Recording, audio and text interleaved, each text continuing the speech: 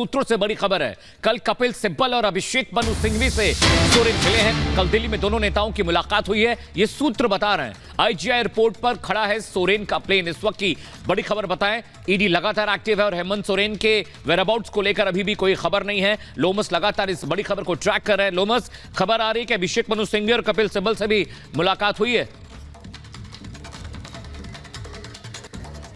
बिल्कुल साफ तौर पे जिस तरीके से झारखंड के सीएम दिल्ली पहुंचते हैं और दिल्ली पहुंचने के बाद वो अभिषेक मनु सिंघवी और साथ ही कपिल सिब्बल से उनकी मुलाकात होती है, ये तय हो जाता है कि कहीं ना कहीं जो झारखंड के सीएम है वो पूरी तरीके से वो यहाँ पर अभिषेक मनु सिंघवी और तमाम जितने भी जो न्यायिक रूप से जो जानकार है, जो पूरी तरीके से उनको इस ईडी के जंजाल, ईडी के केस से बाहर निकल सकते हैं, उनसे वो लगातार ही जानकारी ले रहे हैं और साफ तौर पे वो यहाँ दिल्ली पहुँचते हैं, उनसे मुलाकात करते हैं। लेकिन यहाँ देखा यह भी जाता है कि जो हेमंत सोरेन है वो दिल्ली से अभी तक बाहर गए भी नहीं है और लगातार ही जो ईडी है उनकी तलाश में 3 ठिकाने पे, दिल्ली के 3 ठिकानों पर छापेमारी करने का काम भी कर रही है। और साफ तौर पर आपने कुछ देर पहले ही देखा था कि किस तरीके से जो उनके निजी ड्राइवर है उनको लेकर के यहाँ पे जो ईडी के द्वारा जो ईडी के अधिकारी है वो पहुंचते हैं, उनसे लगातार उनके द्वारा पूछताछ की जाती है। और देखने वाली बात होगी क्योंकि ईडी की एक टीम जब बाहर निकलती है, साफ तौर पे उनके हाथ में एक बैग होता है, जिस बैग में काफी कागजात होते हैं और ये कागजात लेकर के ईडी की लोमस और अब उन कागजात के आधार पर ईडी अपनी जांच आगे बढ़ा रही है। हालांकि हेमंत सोरेन उस घर पे नहीं मिले हैं जहां से बैग लेकर ईडी की टीम निकली है। धन्यवाद आपका इस तमाम जानकारी के लिए। और आपको बता देते हैं कि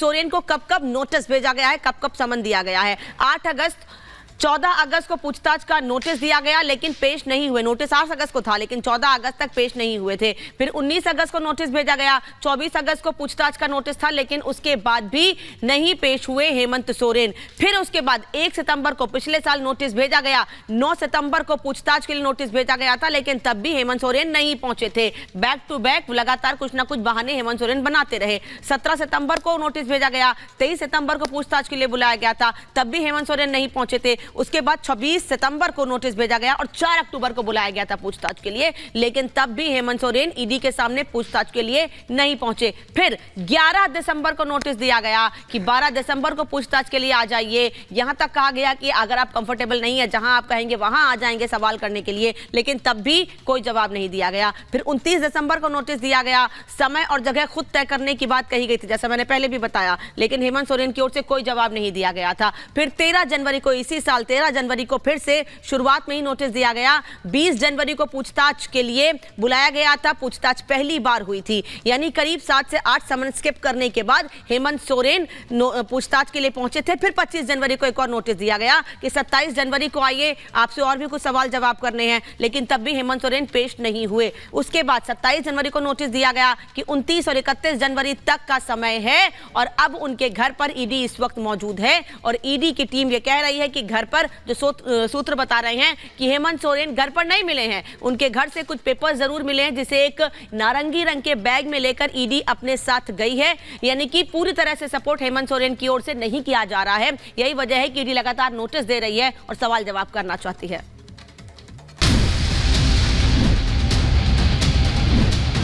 इस तरह से कल घटनाक्रम रहा और आज एजेंसियों का स्टार्ट हो गया है।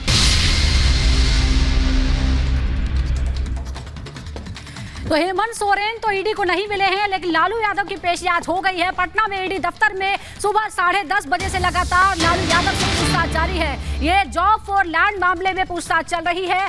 कई घंटे हो चुके हैं। सुबह 10:30 बजे आरजेडी प्रमुख लालू यादव ईडी के दफ्तर पहुंच गए पटना से, तो और यहाँ बड़ी तादाद में आरजेडी के कार्यकर्ता भी जुटे हुए हैं। उनकी बेटी मीसा भारती भी उनसे मिलने अंदर गई थी। फिलहाल हम तस्वीरें भी आपको दिखाएंगे। 4.5 घंटे हो चुके हैं। लालू यादव से पूछताछ जारी है लैंड फॉर जॉब मामले में, यानी रेलवे मंत्री रहते हुए किस तरह से सरकारी नौकरी, रेलवे में नौकरी के बदले लोगों की जमीन अपने परिवार वालों के नाम पर ट्रांसफर कराई गई, ये पूरा मामला।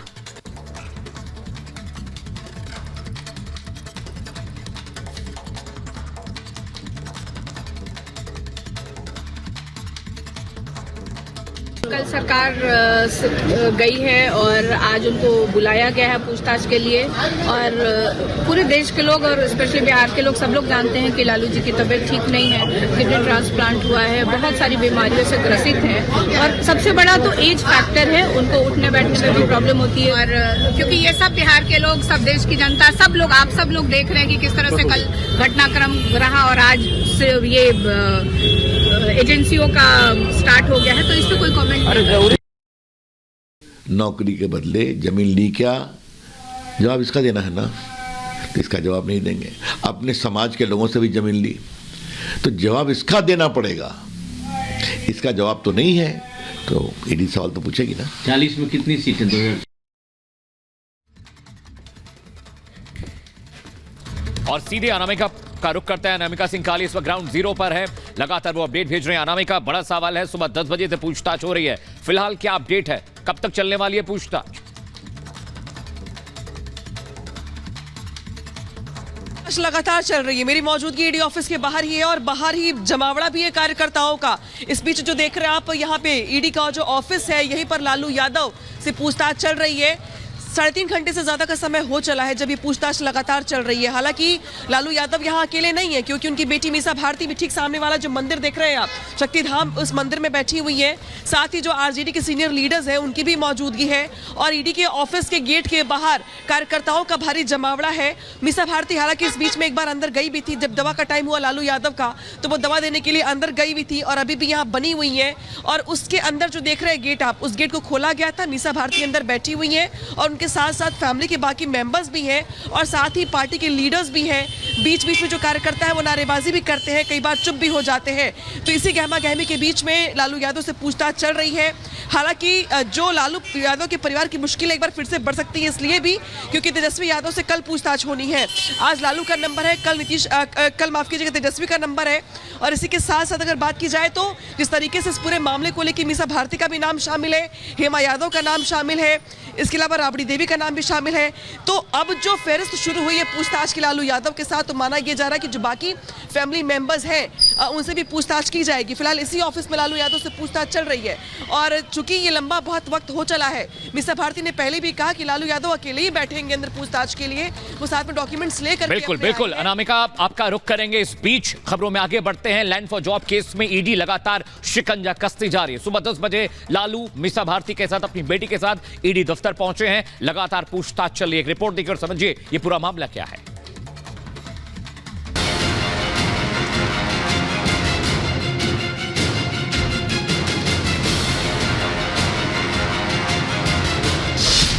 फिर गिरफ्तार होंगे लालू यादव।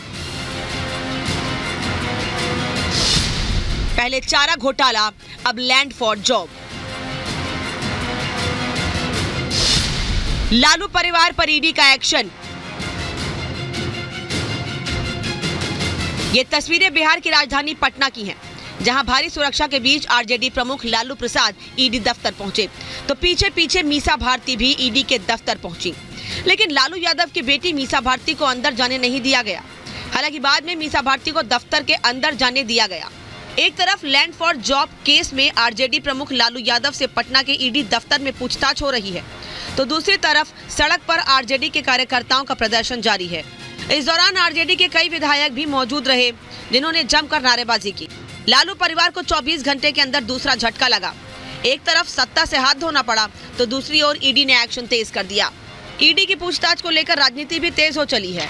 आरजेडी के नेता मनोज झा ने ईडी की कार्रवाई को लेकर सवाल खड़े किए और इशारों ही इशारों में बीजेपी पर हमला बोला है। तो बीजेपी ने कहा, जैसी करनी वैसी भरनी। ये बीजेपी का सामान है, बीजेपी का काम नहीं बन पा रहा है। अब ये ईडी वगैरह है, चलेगा ये हमें पता है 24 के चुनाव तक। तो इसे कृपा पूर्वक हाथ जोड़ के कहता हूं, ईडी का समन ना कहिए, ये बीजेपी का समन है। सत्ता शीर्ष के 2 लोग रात भर बैठ के यही प्लान करते हैं, दोष देते हैं ईडी पर, कानून पर। कानून का काम क्या है?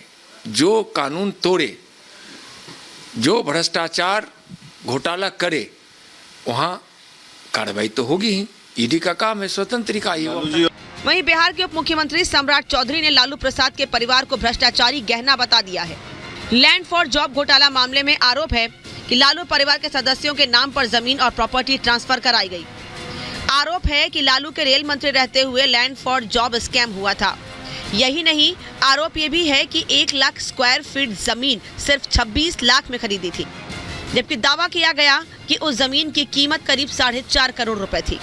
बिहार के पूर्व डिप्टी सीएम तेजस्वी यादव को लैंड फॉर जॉब मामले में पूछताछ के लिए दिल्ली बुलाया गया है। इससे पहले 22 दिसंबर और 5 जनवरी को ईडी ने तेजस्वी यादव को पूछताछ के लिए बुलाया था, लेकिन वो नहीं गए थे। लेकिन अब ईडी एक्शन के मूड में है और इस केस में लालू परिवार के कई सदस्यों के नाम हैं। Bureau report, Republic Bharat.